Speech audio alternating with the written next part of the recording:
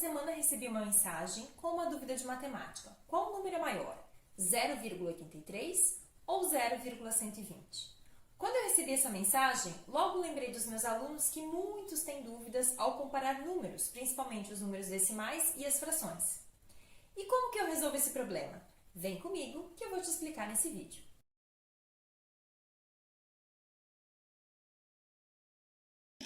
Ao escrevermos um número decimal, temos a parte inteira, que fica à esquerda da vírgula. Então, no caso aqui, o número 3 é minha parte inteira.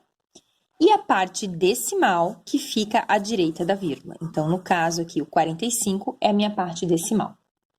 Naqueles números que nós tínhamos dúvida, que eu falei no começo do vídeo, que é, por exemplo, o 0,83. A parte inteira é zero, então não tem nenhum inteiro.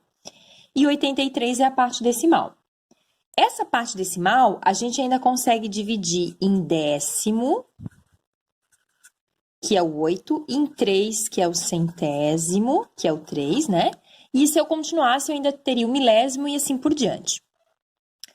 O mesmo raciocínio a gente vai ter com o 0,120, que é o nosso caso, né? O outro número da nossa dúvida. Então, aqui no 0,120, o 1 era o décimo, o 2 é o centésimo e o 0 é o milésimo. Então, daqui a gente pode comparar décimo com décimo. Ó. Aqui eu tenho 8 décimos, aqui eu tenho 1 décimo, como os inteiros são iguais, né? Então, aqui a gente já percebe que esse 0,83, ele é maior do que o 0,120. Mas mesmo assim, às vezes fica difícil comparar isso. O ideal é que a gente compare sempre os números com a mesma quantidade de casas depois da vírgula. Então, como que a gente pode fazer isso, né? Vamos ainda olhar o 0,83 e o 0,120. O 0,83 tem duas casas depois da vírgula. O 0,120 tem 3. Então, ou eu transformo o 0,83 com 3 casas, ou o 0,120 em duas.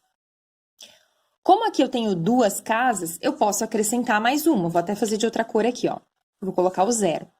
Então, agora, eu tenho 3 casas depois da vírgula. 8 décimos, né, os 3 centésimos e 0 milésimos. Aqui eu tenho 0,120. Assim fica mais fácil de perceber, né? Com 3 casas. Quem é maior? O 0,830 ou o 0,120? Aí a gente percebe que o 830 é maior do que o 120, então fica mais fácil. Então, daqui a gente tem que 0,83 é maior que o 0,120. Ou ainda, o que a gente poderia pensar? Eu tenho o 0,83 e tenho o 0,120. Como aqui é zero, eu poderia esquecer esse milésimo e trabalhar só com o décimo centésimo. Então, eu tenho 0,83 e o 0,12. Quem é maior, o 83 ou o 12? Continua aqui sendo o 83. Então, 0,83 é maior que 0,12. A gente pode fazer esse pensamento para outros exemplos, quer ver? Se eu tiver 1,5 e 1,40, como é que eu vou saber quem é maior? Aqui eu tenho 5 e aqui eu tenho 40. Mesmo esquema que a gente fez antes. A gente vai transformar, sempre pensar em duas casas depois da vírgula. Se aqui eu só tenho 5, eu vou acrescentar um 0 e aí eu tenho duas casas depois da vírgula. Quem é maior, 1,50 ou 1,40? Como a parte inteira é igual, vamos olhar para a parte decimal. Quem é maior, 50 ou 40? O 50. Então, 1,50 é maior do que 1,40. E se eu pensar em, por exemplo, 2,3 e 3,23? Esse aqui, como a parte inteira já é diferente, eu olho só para a parte inteira. Quem é maior, o 2 ou o 3? É o 3.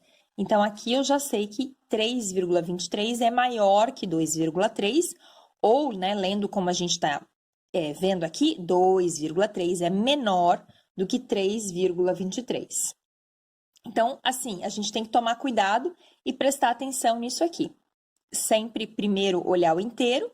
Se eles forem diferentes, eu vou ter que olhar qual que é o inteiro que é maior, e se eles forem iguais, como é o caso anterior, aí sim eu vou analisar o decimal.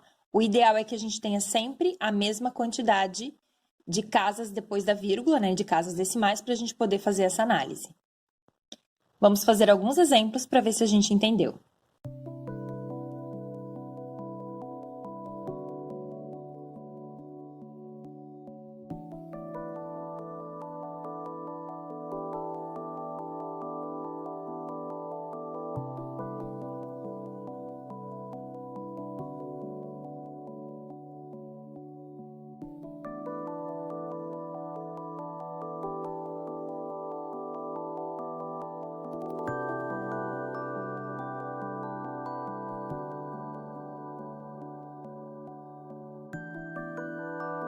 deixe seus comentários com a resposta desta questão aqui para ver se você realmente entendeu aquilo que a gente viu nesse vídeo. Gostou do vídeo? Aqui nós comparamos os números decimais. E como comparar frações? Fique de olho que esse será o assunto do nosso próximo vídeo. Até lá!